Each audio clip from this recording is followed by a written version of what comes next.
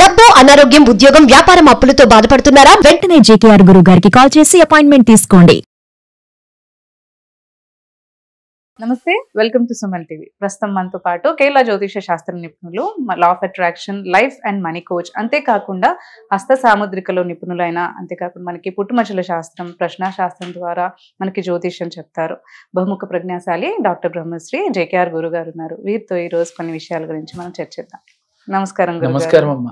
గురుగారు, మీరు ఇంతకు ముందు చెప్పిన ప్రతిసారి మనం ఏ వీడియోస్ లో అయినా కానీ మాట్లాడినప్పుడు లా ఆఫ్ అట్రాక్షన్ కానీ, లేదంటే మనకి ఏదైనా ఆస్ట్రాలజీ మనం అనుకున్నది సాధించాలి అని అంటే బ్రాహ్మీ ముహూర్తంలో లేచి మనం అది అనుకోవడము, లేదంటే దాని గురించి మనం మేనిఫెస్ట్ చేయడము, ఇలాంటివి చేయాలి అని చెప్తుంటారు. చాలా మందికి వచ్చే కష్టమే అది.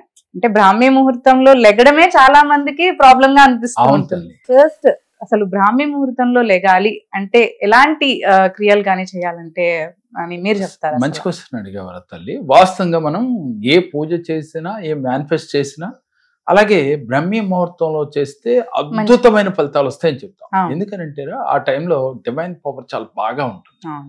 అంటే భగవంతుడి చేరువ అవటానికి ఈజీ మార్గం అనమాట ఆ టైం.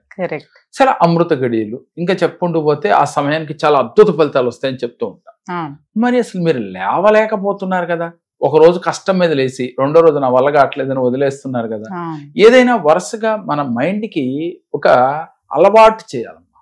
సరే, అలవాటు చేయాలంటే ఎలా చేయాలి అనంటే, ఉదయాన్నే మీరు నిద్ర లేవాలి అని రాత్రి పడుకునేటప్పుడే మైండ్కి ట్యూన్ చేసుకోవాలి. ఎందుకు అని మీ మైండ్ అడుగుతుంది. రేపు ఉదయమే లేవాలి అని చెప్పగానే ఎందుకు లేవాలి అన్నాడు.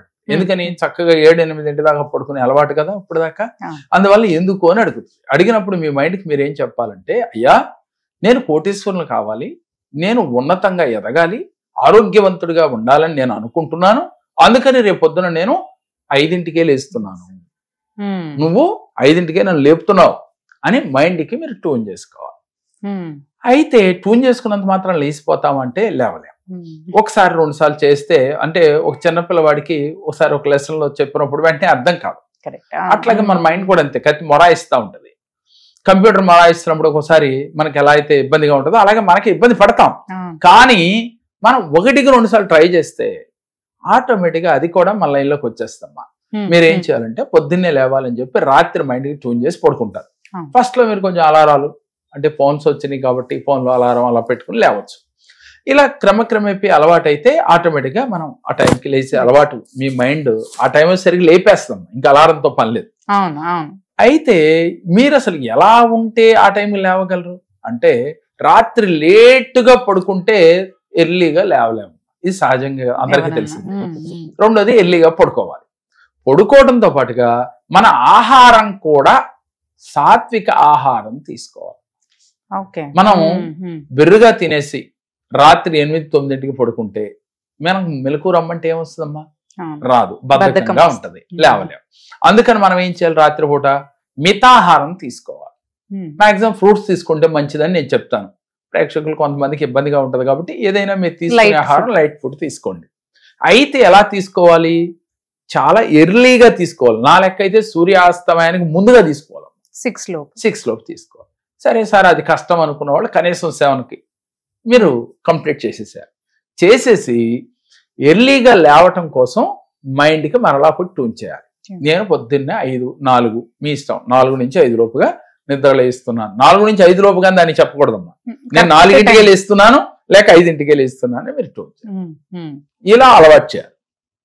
అలవాటు చేస్తే బ్రాహ్మీ ముహూర్తంలో కరెక్ట్గా లేవగలుగుతాం.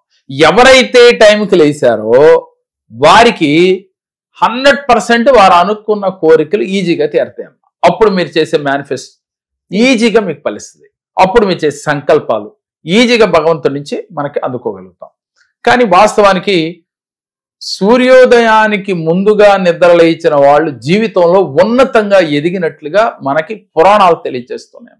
ఎంతో మంది ఋషులు, మునులు, ఇప్పుడు కోటీశ్వర్లు, బిలీనియర్స్, మిలీనియర్స్ అందరూ కూడా బ్రాహ్మీ ముహూర్తంలో లేచి, అంటే వాళ్ళ స్టోరీస్ వాళ్ళని ఒకసారి మన తెలిసిన వాళ్ళు చూస్తే వాళ్ళు ఒకటే చెప్తారు, మేము తెల్లవారుజాము 4ంటికి లేస్తాం, 3ంటికి లేస్తాం, 5ంటికి లేస్తాం అన్న వాళ్ళు ఎక్కువ మంది కనపడతారు, చేయగలుగుతారు అని. ఇంకోటి ఏంటంటే తల్లి, మార్నింగ్ లో ఉన్న ఆ గంట 2 గంటల్లో ఏదైతే ఆలోచిస్తామో ఆ ఆలోచన కార్యరూపంలోకి తొందరగా వస్తాం. ఇది అందరికీ తెలుసమ్మా, నేనేం కొత్తగా చెప్పేది కాదు. కానీ ఆచరించలేరు. ఆచరించడానికి ఏం చేయాలి? మీ శరీరం మీకు సహకరించాలి. శరీరం సహకరించడానికి మనం తీసుకునే ఆహారం కూడా చాలా జాగ్రత్తగా ఉండాలి. వీటితో పాటుగా ఎర్లీ మార్నింగ్ లేచి మీరు ఏ అఫర్మేషన్ చేసినా లేక ఏ పూజ చేసినా మీరు అనుకున్న గోల్ రీచ్ అవుతారు.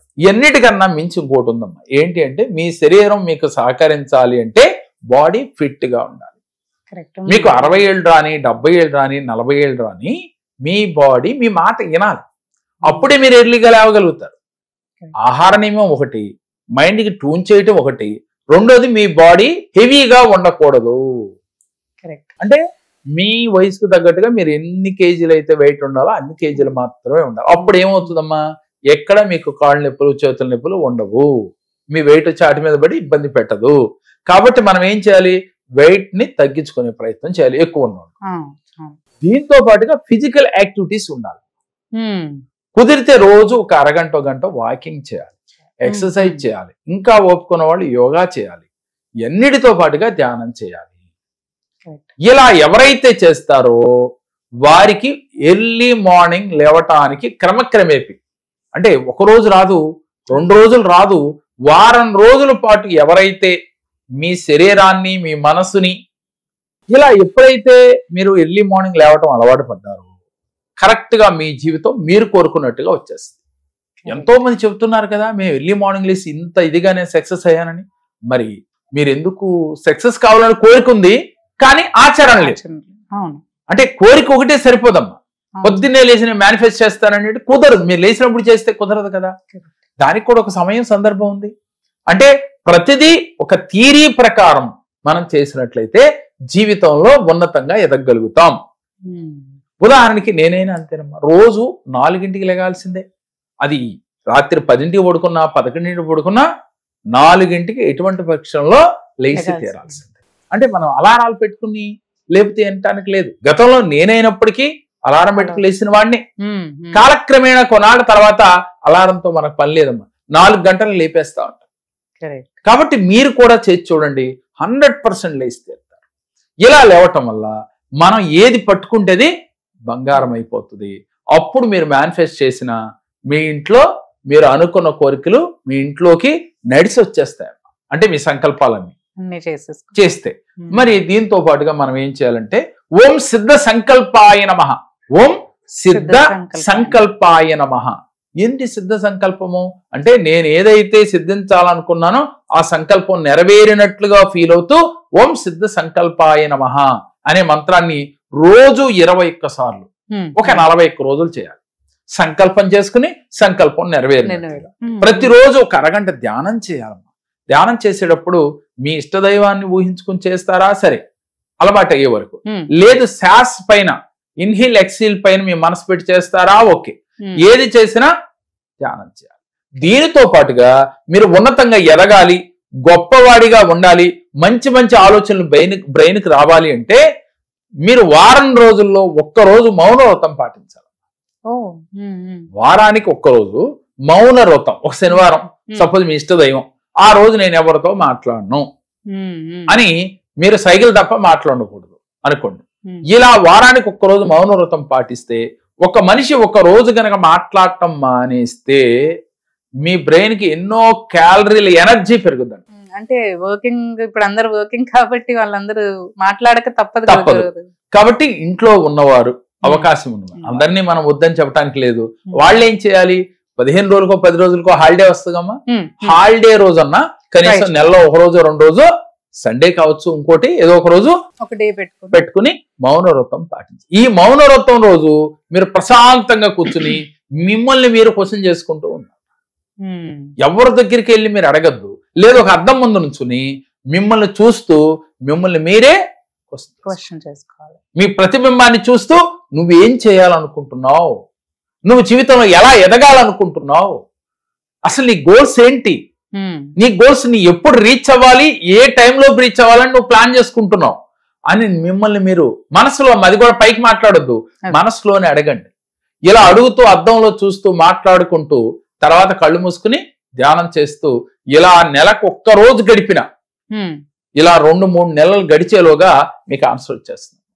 ఏంటి అసలు నువ్వు ఎందుకు పుట్టావు, భూమి మీదకి ఏ కార్యం చేత వచ్చావు, నువ్వేం చేయాలి, ఎలా ఎవరు చెప్తారు అని ఈ పాటికి ఒక సందేహం వచ్చి ఉండాలి.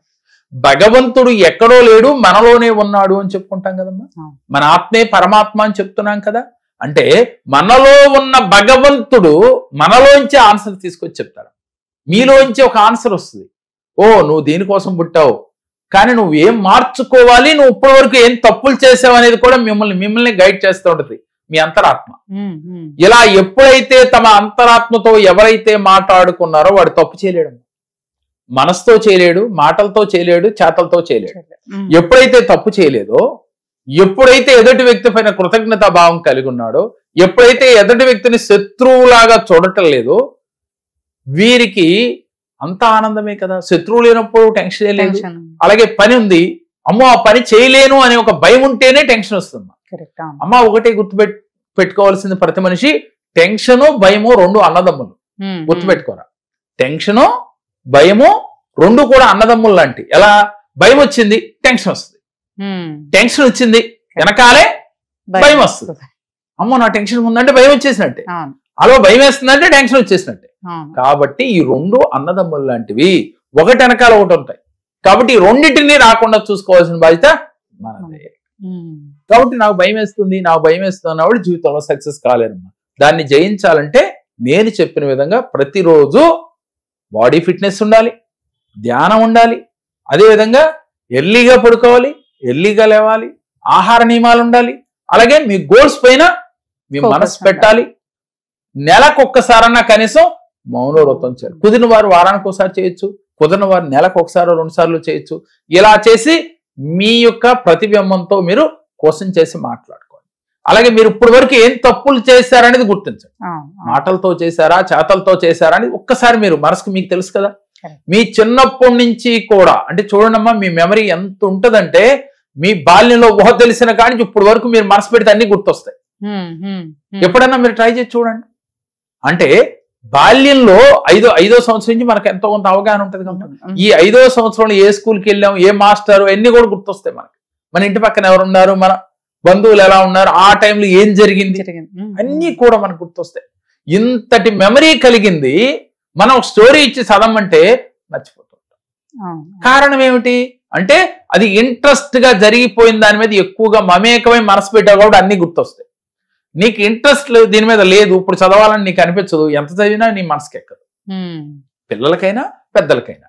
కాబట్టి ప్రతి మనిషి కూడా ఇప్పుడు వరకు జరిగింది ఏంటి, జరగాలనుకున్నదేమిటి, నువ్వు ఏ విధంగా ఎదగాలనుకుంటున్నావు, అంటే ఫైనాన్షియల్ గా ఎదగాలనుకుంటున్నావా, లేకపోతే సంపూర్ణ ఆరోగ్యవంతుడిగా ఉండాలనుకుంటున్నావా, జీవితంలో అందరికీ ఆదర్శప్రాయంగా ఉండాలనుకుంటున్నావా. ఉండడానికి మనం ఏం చేయాలి, ఎవరో చెప్పటం కాదమ్మా, మీ మనసే, మీ అంతరాత్మే మీకు చెబుతుంది. చాలా సినిమాలు చూపిస్తూ ఉంటారు అంతరాత్మతో మనం మాట్లాడుతూ, అట్లా రియల్ గా మాట్లాడుకోవాలి.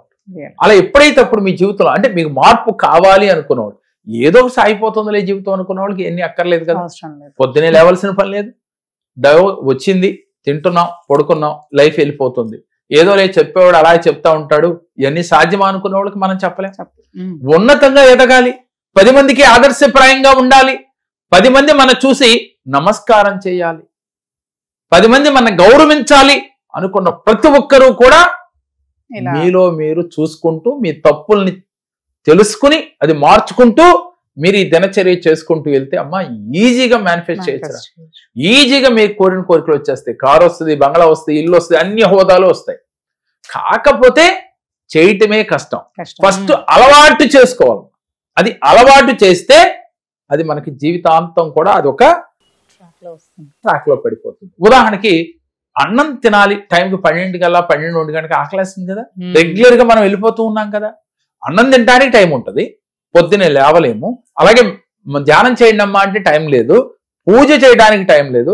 అంటే ఈ టైం ఎక్కడ లేదు అంటే మీ మనస్సుకి దాని మీద ఇంట్రెస్ట్ లేదు కాబట్టి టైం లేదు. మీకు ఇంట్రెస్ట్ ఉన్న వాటిపైన అన్నిటికీ మనం టైం ఇస్తామే. అందుకని నేనేమంటానమ్మా, ఉన్నతంగా ఎదగాలనుకున్న వాళ్ళు ప్రతిదానికి ఒక టైం కేటాయించండి, ఆ షెడ్యూల్ ప్రకారం మీరు వెళ్ళండి. ఒక ఉన్నతంగా ఎదిగిన వ్యక్తి, ఒక సినిమా యాక్టర్కో అంటే ఒక సెలబ్రిటీకి మనం తీసుకుంటే ఒక పిఏ ఉంటాడు. ఆ పిఏ ఈ టైంలో అక్కడ కలవాలి, ఈ టైంలో మీటింగ్ ఉంది సార్, ఈ టైంలో ఆయనతో మీటింగ్ ఉంది సార్, అంతే. ఆ టైంకి వెళ్ళి గన్ షాట్కి వెళ్ళి కూర్చుంటాడు. మరి ఎందుకు కూర్చుంటున్నాడు అంటే వాళ్ళు అనొచ్చు, ఆయన కోటీశ్వరుడు సార్ కూర్చుంటాడు. అయితే కోట్లు లేకపోతే మీరు గన్ షాట్ గా చేయలేమా అంటే ఆయన మీటింగ్లు పెట్టాడు, కానీ నువ్వు అంత తోడు అవ్వడానికి నువ్వు చేయవలసింది చేయాలి. నువ్వు ఎదగాలి కదా, అంత తోడు అవ్వాలంటే నువ్వు ఎదగాలి. ఎదగాలి అంటే ఆయన కూడా ఇలాంటివి చేసినోడే, చేయబట్టే వాడు ఆ స్థాయికి వెళ్ళాడు. అంటే మీరంటే మా తండ్రి సంపాదిస్తే కూడికి వెళ్తాం కాదమ్మా, కింద నుంచి ఎదిగిన ప్రతి ఒక్కరూ కూడా ఒక క్రమశిక్షణ ప్రకారం పెరిగిన వాళ్ళు. ఈజీగా మనీ మేనిఫెస్ట్ అవ్వదు. మీ ఆలోచన మారాలి అంటే ఎంతసేపు పాజిటివ్ ఉండాలి, ధైర్యం ఉండాలి, భయము టెన్షన్ ఉండకూడదు. ఈ లేకుండా ఎవరైతే మేనిఫెస్ట్ చేస్తారో వాళ్ళ జీవితంలో ఉన్నతంగా ఇవన్నీ చేయొచ్చమ్మా.